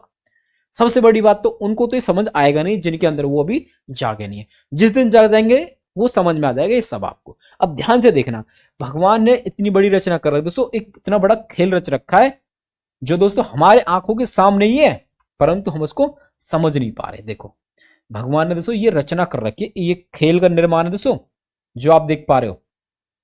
भगवान ने ये खेल रख रखा है इन्फिनिटी से पहले, और इन्फिनिटी से पहले ये खेल है, और इस खेल में हम सभी को भेज रखा है और हमसे कह रहे हैं वो कि बनो करोड़पति, खेलो, लो मौज। और हम ले रहे, भोग विलास में लग रहे, करोड़पति बन रहे, अरबपति बन रहे, परंतु उस परम शांति, उस परम धाम को देख ही नहीं रहे जो हमारे करोड़पति बनने से भी आगे का आनंद हमको देगा। अब एलोन मस्क जी के पास क्या है? केवल एक अनुभवी तो है कि उनके पास 500 बिलियन डॉलर संपत्ति है, उनके पास इस बात का अनुभवी तो है केवल। अब सोच के देखो, अब 500 बिलियन होने पे इतनी प्रशंसा और इतना आनंद आ सकता है। सोच के देखो जब आपसे इन्फिनिटी मिल जाएगा और आप इन्फिनिटी पे आप जब पहुंचाओगे, अनंत पे पहुंचाओगे, तो आपके अंदर कितना आनंद होगा, कितनी खुशी होगी, कितनी शांति होगी, कितना आनंद आएगा आपको। सोचो एक बार, आप थोड़ा सा सोचने इस बात पे, ध्यान से सुनो। अब ये खेल रच रखा है और इसमें हमको भगवान ने भेज रखा। अब ध्यान से सुनो, अब ये खेल है दोस्तों, और कोई भी खेल आप देखते होंगे, क्रिकेट भी 1 दिन में, 2 दिन में, 3 दिन में खत्म हो जाता है। तो कोई भी खेल है, खेल तो खत्म होगा, क्योंकि शुरुआत हुई ना खेल की, तो खेल का तो अंत भी होगा। और हमारे जीवन का खेल कितने दिन का भाई? ज्यादा से ज्यादा 100 साल का। इससे ज्यादा तो मनुष्य का जीवन नहीं है ना आज के समय में। 100 साल का ज्यादा जीवन है, इस मैक्सिमम बता दें, नहीं तो 80-90 ही है, 80-90 ही है। तो ये खेल जब खत्म होगा, जब ये खेल खत्म होगा यहां से लेके यहां तक, सोचो तुम्हारे पास क्या होगा भाई। कभी हम इस खेल में आए थे और कभी इस खेल से बाहर भी तो जाएंगे भाई। कोई खेल के अंदर आया है और खेल से बाहर भी तो जाएगा। अब इस खेल में आपको खिलाड़ी बनना पड़ेगा, और खिलाड़ी बनने के लिए आपको जागना पड़ेगा, आपको जागना पड़ेगा, समझे? और जिस दिन आप जाग जाओगे आप मुक्त हो जाओगे, आप मुक्त हो जाओगे। जिस तरह से स्वामी विवेकानंद जी जागे दोस्तों, और पूरी दुनिया को उन्होंने जगाने का प्रयास किया। तो समझे दोस्तों, हमारे सभी का लक्ष्य क्या? उस परम आनंद को पाना दोस्तों। क्लियर? अब ध्यान से सुनो दोस्तों। अब आप ये कहोगे कि तेरे को कैसे पता है, तेरे को कैसे पता है? वो भी मैं आपको बताऊं, मेरे को कैसे पता दोस्तों। आइए समझाने का प्रयास करता हूं, थोड़ा ध्यान से सोचना दोस्तों जो अब मैं आपको समझाने जा रहा हूं दोस्तों। तो यहां पे मैंने डिफाइन कर दिया दोस्तों सारी चीजें, ठीक है। ये भी पता चलेगा पूरा डिफाइन हो चुका है दोस्तों मैथमेटिकली, आपको पता चलेगा इन्फिनिटी 8 ही केवल। आइए आगे समझाता हूं दोस्तों। अब आपको दोस्तों मैं एक ऐसा दृष्टिकोण दे रहा हूं दोस्तों जिससे आप उस परमपिता परमेश्वर को देख सके और अपने आप को भी देख सके, क्योंकि वो हमारे अंदर भी है और वो अनंत पे भी है कि नहीं। आइए देखना, ध्यान से देखना भाई। अब देखो ये मैं आपके सामने दोस्तों 4 क्वाड्रेंट जो रेने डेस्कार्ट दोस्तों जो हमको दिए थे शुरुआत में, यानी कि ये कॉन्सेप्ट उन्हीं ने रखा था। ध्यान से देखो भाई। अब दोस्तों जो ऊपर देख पा रहे हो आप, ऊपर नॉर्थ नीचे साउथ, ऊपर क्या दोस्तों भाई, ऊपर प्लस इन्फिनिटी ना, ऐसे एक दो ऊपर बढ़ेगा भाई, तो ऊपर प्लस इन्फिनिटी नीचे माइनस इन्फिनिटी। इस तरफ देखो भाई, ऐसे ऐसे 10 20 30 कर बढ़ेंगे ना, 10 20 10 10 के डिवीजन ले रहा हूं, ठीक है भाई। 30 40 50, इस तरह दोस्तों 60 70, ये 80, ये 90 100। देख पा रहे दोस्तों, इसी तरह से तो नंबर लाइन पे दोस्तों नंबर होते हैं, और ऊपर देखो भाई इस तरफ प्लस इन्फिनिटी आएगा, है कि नहीं, और इस तरफ माइनस इन्फिनिटी। क्लियर, ये रचना है भगवान की, ठीक है। अब ध्यान से देखो बीच में क्या हो दोस्तों, जीरो, बीच में होता है जीरो दोस्तों। अब देखो पहले आपको मैं थोड़ा समझाता हूं दोस्तों। देखो इस तरफ इन्फिनिटी, इस तरफ इन्फिनिटी, ऊपर यानी कि नॉर्थ साउथ ईस्ट वेस्ट, चारों तरफ वही देवकी का 8वां पुत्र विद्यमान है, क्योंकि जो परम सत्य दोस्तों वो हर दिशा में होता है, परंतु हम अपनी माया के जाल में दोस्तों इतने अंधे हो जाते हैं, हम उस परम पिता परमेश्वर को देख ही नहीं पाते। सोचो देखो कितना सीधा रास्ता दोस्तों उस तक की तरफ तक का, परंतु एलोन मस्क इस 5, यहां पे समझाता हूं, 500 बिलियन इस संपत्ति के पास यहां पे है। अब ये 500 बिलियन के आबाद क्या दोस्तों, 1000 बिलियन आएगा, वो क्या दोस्तों माया ही तो है, पैसे को तो माया कहते हैं। अब उनके सामने ये है, उनका टारगेट ये है 1000 बिलियन कमाने की, ये उनका टारगेट है। और सोचो दोस्तों ये किसकी माया है, भगवान की तो माया है, भगवान ने ऐसे बीच में माया डाल रखी है। अभी तो 1000 ही आया है, अभी तो 500 बिलियन है, उसके बाद तो ट्रिलियन भी है। तो सोचो क्या आप पहुंच सकते हो वहां पे, बिल्कुल नहीं पहुंच पाओ कभी भी। अगर आप ऐसे ही चलते रहो, अगर आप साइंस के भरोसे चलो तो आप नहीं पहुंच पाओगे कभी भी, क्योंकि साइंस की औकात ही नहीं है वहां तक पहुंचने की। अब ध्यान से सुनो भाई, 500 बिलियन की तो संपत्ति आगे सबसे आगे दो। अब समझाने का प्रयास करता हूं, देखो ध्यान से देखना भाई।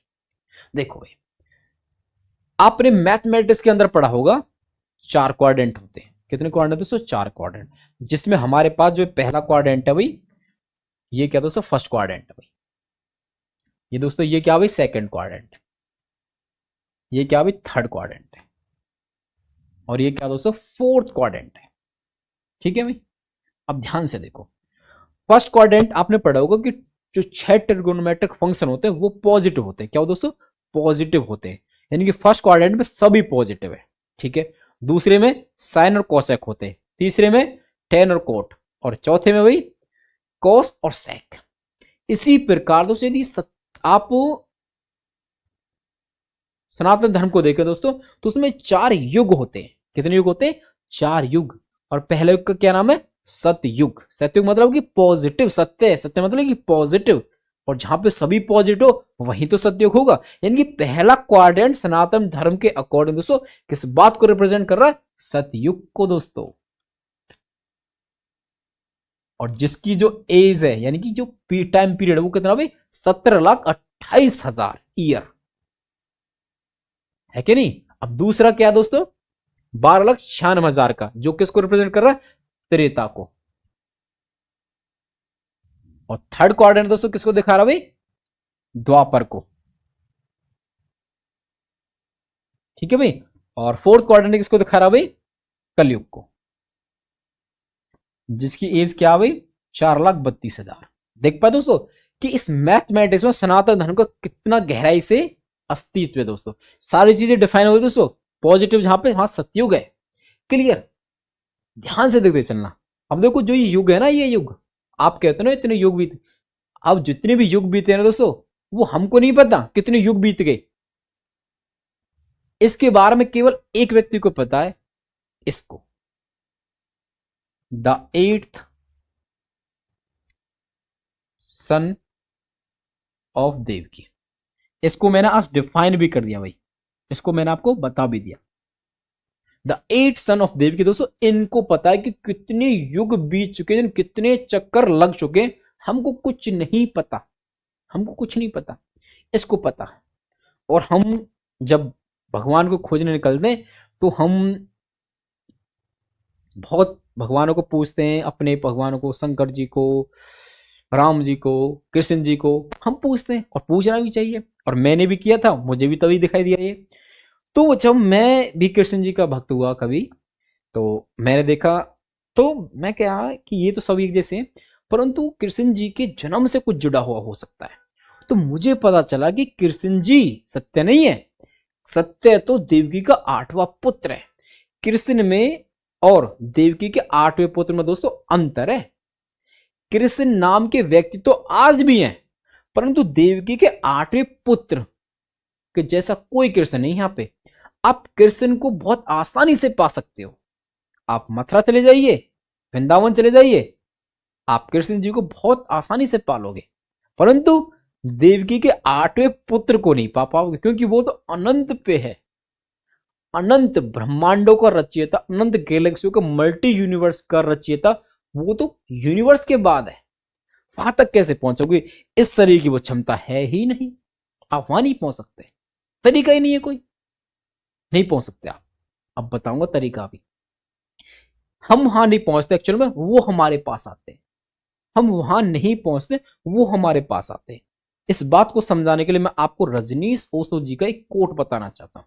उन्होंने बोला था, रजनीश ओशो जी ने, कि मनुष्य ईश्वर तक नहीं पहुंच सकता, परंतु जब मनुष्य तैयार हो जाता है तो ईश्वर खुद उसके पास आ जाते हैं। यानी कि हम वहां नहीं पहुंच सकते, वो हमारे पास आ जाएंगे। बस हम तैयार कब हो जाते हैं, ये आपको डिफाइन करना पड़ेगा, ये आपको बताना पड़ेगा। इस चीज की आपको तैयारी करनी पड़ेगी। तैयार होने के लिए, भगवान के लायक बनने के लिए। मैं कब तैयार हो गया, मैं उनसे कब मिल गया, समझाता हूं। मैं उनसे दोस्तों 24 वर्ष की अवस्था में उनसे मिल गया। मैं 24 वर्ष का तैयार हो गया, और 24 वर्ष का ऐसा तैयार हुआ कि मैं आज सबको भी तैयार कर सकता हूं। मैं ये सब बता सकता हूं आपको। मेरा ये व्यक्तिगत अनुभव है, उनसे मिलने का मेरे पास ये व्यक्तिगत अनुभव है। अब जो मेरा, मैंने ये टी शर्ट पहन रखी है जिसपे आपको इन्फिनिटी दिख रहा है, ये मेरे घर में थी और मैं इसको पहनता था, परंतु मैं सोचता नहीं था।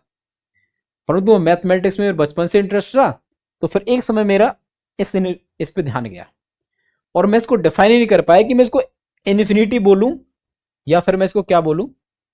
मैं इसको डिफाइन ही नहीं कर पाया। जब मैंने इसे यहां पे देखा, तो मैं तब जाके इसको अच्छे से समझ पाया। दोस्तों ध्यान से सुनना, आप समझ गए। दोस्तों आपसे कब मिलेंगे मुझे नहीं पता, ये तो वही डिफाइन करते हैं। अब देखो, जैसे अभी देखो इसे नंबर आने दोस्तों बहुत सारे लोग हैं, बहुत सारे। जैसे कि अभी हाल ही फिलहाल की बात करूं तो 89 की एज में किससे मुलाकात हुई उनकी? धर्मेंद्र जी से। किससे? धर्मेंद्र जी से। तो धर्मेंद्र जी से कब मिले? 89 की एज में। आपको क्या लगता है कि धर्मेंद्र जी कहां गए होंगे, किसकी शरण में गए होंगे? वो किसी की शरण में गए, वो वहीं से आए थे अनंत से, और वहीं अनंत पे गए, वहीं चले गए, वो वहीं गए, वो वही मुक्ति है, वही मुक्ति है। अब मुक्ति कैसे समझाता हूं, देखो ध्यान से सुनना मेरी बात। जो मैं बात को बता रहा हूं दोस्तों, वो आपको मुक्ति को दोस्तों इस तरह से डिफाइन करेगी कि जैसे आज से पहले किसी ने करी ना हो। दोस्तों मैथमेटिकल तरीके से मुक्ति कैसे समझाता हूं दोस्तों। अब वहां पे पहुंच के मुक्ति मिल जाती है। आप कहेंगे ये क्या बेवकूफी है, इन्फिनिटी पे तो एक तो पहुंच ही नहीं सकते, और मुक्ति का तो कोई सवाल ही नहीं है। समझाता हूं दोस्तों, ध्यान से सुनना। अब देखो, अगर हम वहां पहुंच जाते हैं तो मुक्ति का सिंपल सा मतलब क्या है? मुक्ति मतलब कि फ्री। अब तेरे को कोई प्रभाव ही नहीं पड़ेगा, या तेरे को कोई गाली दे या तेरी कोई प्रशंसा करे, आप पे कोई प्रभाव नहीं पड़ेगा। यही मुक्ति का मतलब है कि नहीं। अब यानी कि मुक्ति का मतलब हमको पता चल गया कि हमारे ऊपर प्रभाव नहीं पड़ेगा। यानी कि ध्यान से समझना भाई, ध्यान से सुनो। यानी कि यदि किसी ने आपको गाली दे दी 10 गाली, तो अगर आप वहां पहुंच गए तो आपको कोई फर्क नहीं पड़ेगा। तो आपको 10 गाली दे दी, इसका मतलब क्या भाई, 10 घटा दिया, और आपको कि 10 प्रशंसा कर दी, यानी आपकी वैल्यू बढ़ाना चाह रहा है। और आप तो उस परम धाम पे पहुंच चुके हो ना, परम धाम पे। तो आप में से कुछ घटाएं तो भी आप इन्फिनिटी पर रहोगे, और आप में कुछ जोड़े तो भी इन्फिनिटी पर रहोगे। यानी कि पूर्ण में कुछ घटाएं, पूर्ण में से कुछ घटाएं तो भी पूर्ण ही रहेगा, और पूर्ण में कुछ जोड़े तो भी पूर्ण ही रहेगा। यही तो परम सत्य है, यही तो परमात्मा है। परमात्मा में से आप कुछ निकालोगे ना तो भी परमात्मा ही रहोगे, परमात्मा में कुछ जोड़ देंगे तो भी परमात्मा रहेंगे। समझे बात को, नहीं समझे? ये बात मैं आपको बताता हूं क्यों। क्योंकि जब महाभारत हो रही थी तो उस महाभारत के अंदर अर्जुन जी कृष्ण जी से कहते हैं कि माधव, इस पूरे विश्व में, पूरी दुनिया में ऐसा स्थान कहां है, ऐसा धाम कहां है जहां पे मृत्यु और जन्म और मृत्यु का जो चक्र है वो समाप्त हो जाए, जहां पे दोबारा जन्म ही ना हो। तो श्री कृष्ण कहते हैं कि मेरा धाम, मेरा धाम, यानी कि भगवान श्री कृष्ण कह रहे थे उनसे कि मेरे धाम पे आ जाओ आप, यानी कि देवकी के 8वें पुत्र के धाम पे। अब वहां पहुंच गए ना, आपकी कभी मृत्यु नहीं होगी, आप मुक्त हो जाओगे, आप मुक्त हो जाओगे। समझे बात को? अब ध्यान से देखो एक बार, यहां तक क्या दोस्तों, ये संसार का तो विस्तार है 100 साल तक की इसका, उससे आगे तो परमात्मा का विस्तार है, उस परमात्मा का विस्तार है अनंत तक। देख पा रहे दोस्तों? क्लियर यहां तक? समझ गए दोस्तों क्यों मुक्त हैं, क्यों वो परम धाम है, और हम सभी को वहीं जाना है। और जग गए तो सोच लेना वहीं पहुंच गया आप। यदि आपने उनको अपने अंदर जगा लिया तो सोच लो हाँ आप पहुंच गए, और ये सब आपको समझ में आ जाएगा। यहां तक समझ पा रहे हो दोस्तों? क्लियर यहां तक? उम्मीद करता हूं कि ये सब आप समझ गए। अब देखो, अब आप कहेंगे कि चल तू मिल लिया, तो तुझे अनंत से मिलके मिला तो मिला क्या? अभी एलोन मस्क के पास 500 बिलियन की संपत्ति है, मेरे पास क्या? मैं आपको समझाऊं मेरे पास क्या। देखो मुझे उनसे मिलके क्या मिला, आप देखें जो इन्फिनिटी है भाई, ये क्या 8 ही तो है, और इस 8 पे अभी मैंने समझाया आपको, यहां से दिया आप ये 1 निकाल देते हो और ये 0, तो 2 अंक मिलते हैं हमको। और ये वो 2 अंक हैं जिन 2 अंकों में इस संपूर्ण दुनिया का ज्ञान आता है, इस ऑब्जर्वेबल यूनिवर्स का भी और अनऑब्जर्वेबल यूनिवर्स का भी ज्ञान आता है। समझ पा रहे हो? जीबी, केबी, बिट, बाइट, 1 और 0 बाइनरी नंबर। अल्टीमेट जाके जो ज्ञान है वो सब 1 और 0 में ही आता है। और भगवान ने मुझे ये 1 और 0 दिया। भगवान ने मुझे क्या दिया? 1 और 0 दिया। अब मेरे पास करोड़ों धन संपत्ति नहीं है, एलोन मस्क की तरह मेरे पास कोई बिलियनर पैसा नहीं है, पर मेरे पास 1 और 0 है जो ईश्वर ने मेरे को दिया, ईश्वर ने मेरे को दिया। ये मेरा धन है। समझे मेरे पास क्या है? अब जैसे एलोन मस्क यहां पे जा रहा है, अब सोचो देखो, अब वो कहां पे 500 बिलियन संपत्ति के पास है। अब उसके पीछे 1 और 0 लगेगा तो कहां पे पहुंच जाएगा? वही 5000 बिलियन, है कि नहीं? तो सोचो 0 कौन उसको दे रहा है? एक समय पे भगवान इसको 0 दे रहे थे, अब भगवान ने मेरे को सेवा दे दी कि विनोद अब ऐसा कर तू 0 दे, अब मैंने तेरे को दे दिया। तो ईश्वर ने मेरे को 1 और 0 दिया है, तो अब मैं 0 मारता रहता हूं। जिसको जरूरत होती है तो वो पहुंच जाते हैं, बिना भेजे पहुंच जाते हैं वो उसके पास। सोचो मेरे पास क्या है? 1 और 0। I am the owner of only 2 digit 1 और 0। समझे बात को?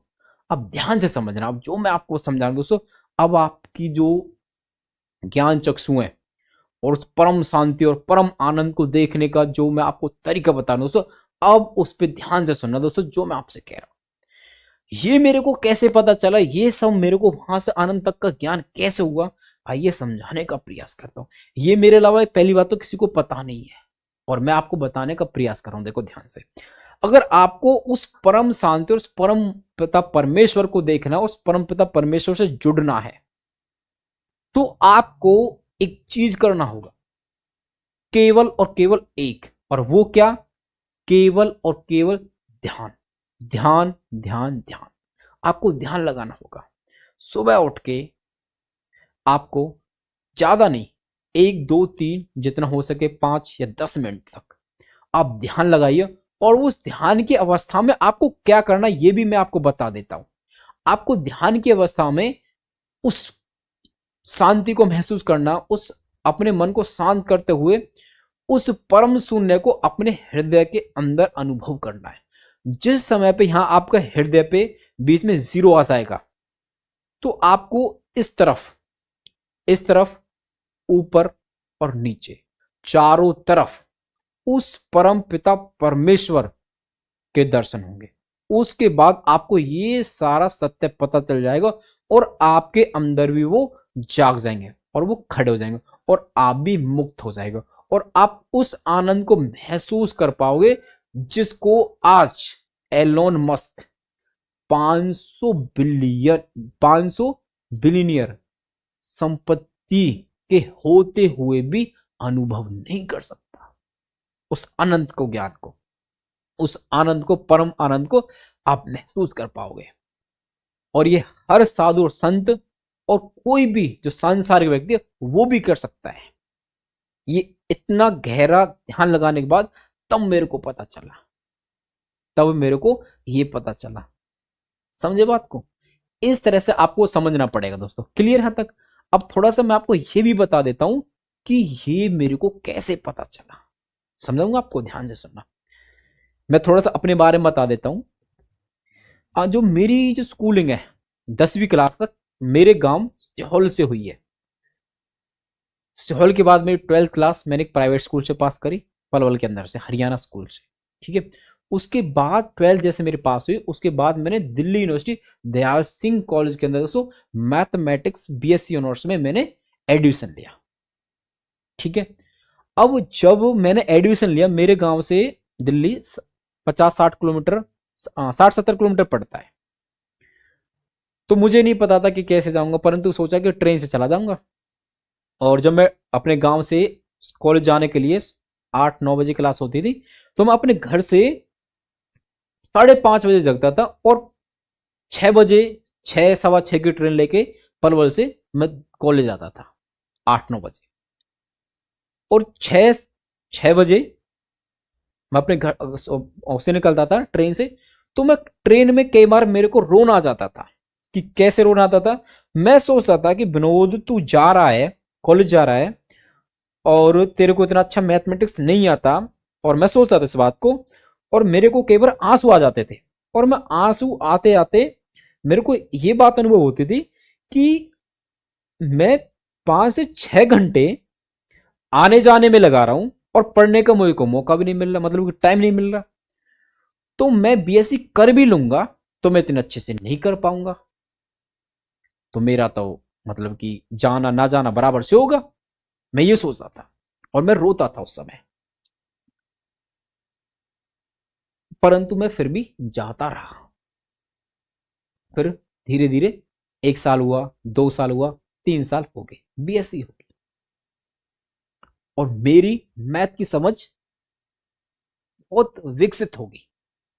बचपन से मेरा मैथमेटिक्स में इंटरेस्ट था, मेरी मैथ में समझ और बेहतर होगी कॉलेज के बाद।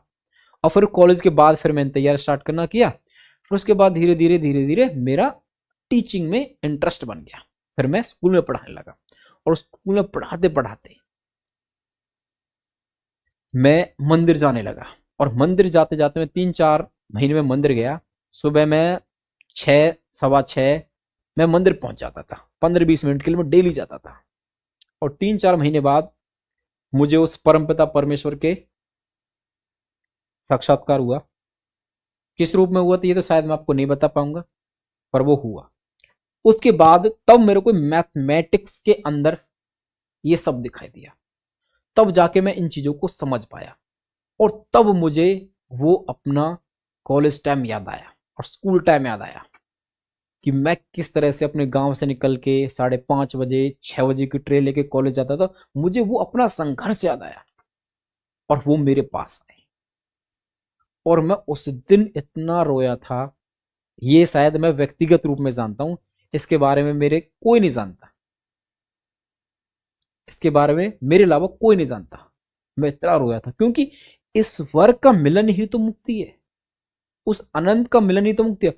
अब सोचो, जिसको अनंत मिल गया, क्या कुछ बचा है पाने के लिए? अब सोचो एक बार, जिसके पास 1 और 0 हो, क्या उसको कुछ और भी चाहिए? सोचो एक बार। तो मेरे पास 1 और 0 को ज्ञान है जो ईश्वर ने मेरे को दिया। इस तरह से दोस्तों मेरे साथ ये घटित हुआ। वैसे तो दोस्तों मैं आपको बहुत आसानी से बता रहा हूं, परंतु ये मेरे को ईश्वर ने इतनी आसानी से नहीं बताया, मेरे को इतनी आसानी से नहीं बताया।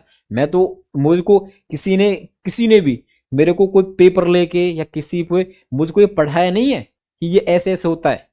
ये तो स्वयं मैंने ध्यान योग से दोस्तों मैंने ये सब पाया है। ध्यान योग करते करते मैंने ये सारी चीजें कनेक्ट करी हैं, उनको डिफाइन किया है, तब जाके मैं आपके सामने ये रख पाया। ये इतना आसान नहीं था। जैसे मुझे भगवान ने बताया, थोड़ा बताने का प्रयास करता हूं। जब मैं 24 वर्ष की अवस्था में था, मैं मंदिर जाता था, तो उस समय मेरी जो मानसिक स्थिति थी वो बिगड़ गई थी। बिगड़ने का मतलब कि ये मानसिक स्थिति ना तो मेरे को ही पता थी, ना ही मेरे परिवार वालों को पता थी, ना ही मेरे समाज को पता थी, ना मेरे सर्कल को पता थी जिसमें मैं रहता था। किसी को कुछ नहीं पता होता, परंतु हाँ थोड़ा बहुत मेरे को आभास रहता था कि क्या हो रहा क्या नहीं हो रहा। तो मैं ऐसे एक दिन ऐसे ही बचपन की यादों में ऐसे ही मैं घूम रहा था, तो मुझको एक रोड पे एक छल्ली मिलती है। रोड पे एक छल्ली मिलती है, यानी कि रबड़ बैंड मिलता है, और रबड़ बैंड इस रूप में मेरे को मिलता है। और बचपन में बच्चे की आदत ऐसी होती है, वो उसको उठा के हाथ में डाल लेता है, और मैंने उसको उठाकर हाथ में डाल लिया। और जब मैंने उसको देखा तो मैंने डाल लिया, मैंने कुछ नहीं सोचा, डाल लिया, बस डाल लिया। उसके बाद धीरे धीरे मुझे ध्यान योग करना था, फिर मेरे को वो घटना याद आई, मतलब जिस समय मैंने वो अपने हाथ में छल्ली डाली थी। तब मैंने कहा ये छल्ली तो मेरे को ऐसे मिली थी, मैं कह रहा इसका क्या मतलब है, इसका क्या मतलब है? किसी ने बताया नहीं मेरे बोल के ये। मैंने कहा इसका क्या मतलब है? फिर मेरे को ये इन्फिनिटी देखा अपने हाथ पे, मैं टी शर्ट पहनता था ना, मैं कह रहा मैंने कि इसका कोई ना कोई तो मतलब है। इसको सब लोग इन्फिनिटी या फिर अनडिफाइन कह के छोड़ देते, कि विनोद तू भी इसको ऐसा छोड़ना चाहेगा? और फिर मुझे पता चला कि मैं भगवान श्री कृष्ण की कृपा हुई, मैं ये सब चीज जान गया, और मैंने ये उनसे जोड़ दिया, ये मैंने उनसे जोड़ दिया। और ये पूरी तरह से डिफाइन भी होता है, ये गलत नहीं है। आप देख सकते हो ये कुछ नहीं है, केवल 8 ही तो है, केवल 8 ही तो है। इस तरह से दोस्तों ये मेरे को पता चला। और आज से पिछले 1.5 वर्ष के दौरान दोस्तों मैं ध्यान योग करते करते करते और वीडियो बनाते बनाते आज मैं उस अवस्था पे आ गया कि जिस रूप में दोस्तों जो आज हमको रामायण महाभारत एक कल्पना प्रतीत होती थी, जिनको आज यथार्थ रूप मिला दोस्तों। ये यथार्थ रूप में क्यों कह रहा हूं? इस अनंत का हमारे भगवान श्री कृष्ण से संबंध है, महाभारत से संबंध है। महाभारत है तो इसका मतलब रामायण है, तो इसलिए ना तो रामायण काल्पनिक है ना ही महाभारत काल्पनिक है। अब काल्पनिक है तो केवल हम हैं, क्योंकि हम इस खेल के जो खेल में हैं, हम केवल और केवल 80-90 साल के लिए, और एक समय हम भी इस रेखा पे एक कल्पना में तब्दील हो जाएंगे, हम भी एक कल्पना रह जाएंगे। वो तो हमेशा से था, हमेशा रहेगा। इस विनोद के आने से भी पहले वो था, और इस विनोद के जाने के बाद भी वही रहेगा। वही तो है आदि अनंत। समझे बात को? हो सकता है कि अभी भी आपको समझ में नहीं आ रहा होगा। आपको एक गाना बताता हूं, आपने कैलाश खेर जी को सुना होगा, तो उन्होंने बोला था कि न चलता न रुकता न कहता न सुनता, मैं जगत चेतना हूं, मैं आदि अनंता। समझ में आया दोस्तों? वो आदि अनंत है। यहां तक क्लियर? समझ में आया? क्लियर? उम्मीद करता हूं कि ये सब बातें आप समझ गए हो दोस्तों। अब मैं आपको दोस्तों एक लास्ट बात और बताता हूं दोस्तों, जो दोस्तों इस बात को डिफाइन करते हैं कि हमारे भारत देश को विश्व गुरु क्यों कहते हैं। आज बहुत से लोग कहते हैं ना कि भारत को विश्व गुरु क्यों कहते हैं। आइए समझाता हूं। आप इतना तो समझ ही गए होंगे कि भारत ने क्या दिया? जीरो दिया। भारत ने क्या दिया? जीरो दिया। और भारत ने अनंत भी दिया। अनंत यानी कि the eighth son of Devaki, यानी कि जीरो से लेके अनंत तक भारत के ज्ञान का ही तो विस्तार है। भारत के ज्ञान का ही तो विस्तार है, जीरो से लेके अनंत तक। इसीलिए तो ही है भारत विश्व गुरु। जो जीरो से लेके अनंत तक दे सकता है वो कौन है? भारत। समझे बात को? इस तरह से दोस्तों भारत विश्व गुरु है, और इसी वजह से दोस्तों भारत देश को भारत माता कहते हैं दोस्तों। उम्मीद करता हूं कि जो आज मैंने आपको समझाया ये आप सभी को समझ में आ गया दोस्तों। और मेरी यही इच्छा है आपसे और उस ईश्वर से भी कि ये वीडियो हर व्यक्ति तक पहुंचे, हर जन जन तक पहुंचे, क्योंकि हर व्यक्ति का जानने का अधिकार है कि वो कौन है, वो कहां से आया और कहां जाएगा और मुक्ति कैसे पाएगा। इतनी सरलता से शायद आपको कोई और ना बता पाए। इसलिए मेरा आप सभी से अनुरोध है कि आप इस वीडियो को ज्यादा से ज्यादा लोगों तक शेयर करें। और उम्मीद करता हूं कि आप सभी इन बातों को समझ गए होंगे। और आप सभी का दोस्तों बहुत बहुत धन्यवाद। जय हिंद, जय भारत, भारत माता की जय। Bye bye.